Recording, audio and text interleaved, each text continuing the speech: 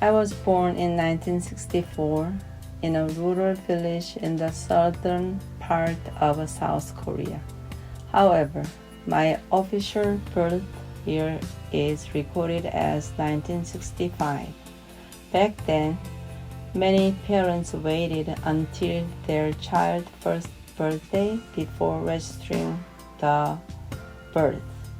Since so many babies died from illness before turning one, parents delayed registration, hoping their children would survive.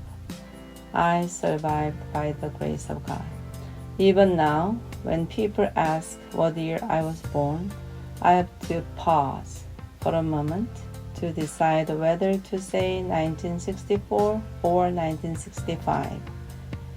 If it's a personal conversation with someone I know, I say 1964. But if a police officer or government officials ask, I say 1965. My mother had 5 children, 2 sons and 3 daughters, and I was the youngest. My father had 2 daughters from his first marriage. After his first wife passed away, he remarried my mother. My father was 14 years older than my mother. I hardly saw my half-sisters because they were already married and living in another city by the time I was born. My parents were farmers. We had small fields scattered around the village.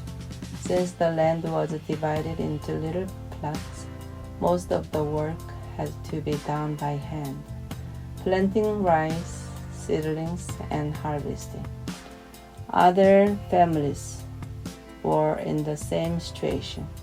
When spring came, the others in the village gathered and took turns planting rice seedlings for each household. In the fall, they gathered again to harvest rice for each family. After the harvest, the rice was sold through Nonghyang, Korea's national agricultural cooperative.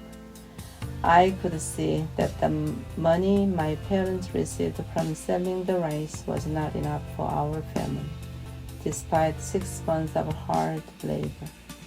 Another source of income was growing chili peppers, drying them, and selling them. Farming chili peppers was never easy. It was exhausting to pick them, bending down for hours at a time. And because it rained so often in the summer, drying the peppers became even harder. We had to build charcoal fires in a shed, like a storage room, and dry the peppers inside to keep them from spoiling.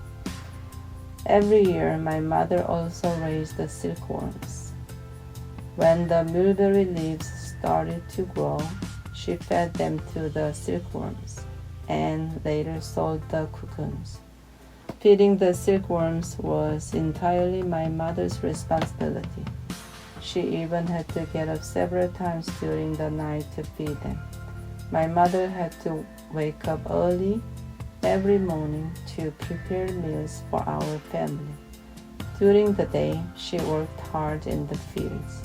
In the evening, she came back home and cooked again. She worked from morning till night every single day. Watching her, I had this thought in my heart. My mom is the saddest person in the world.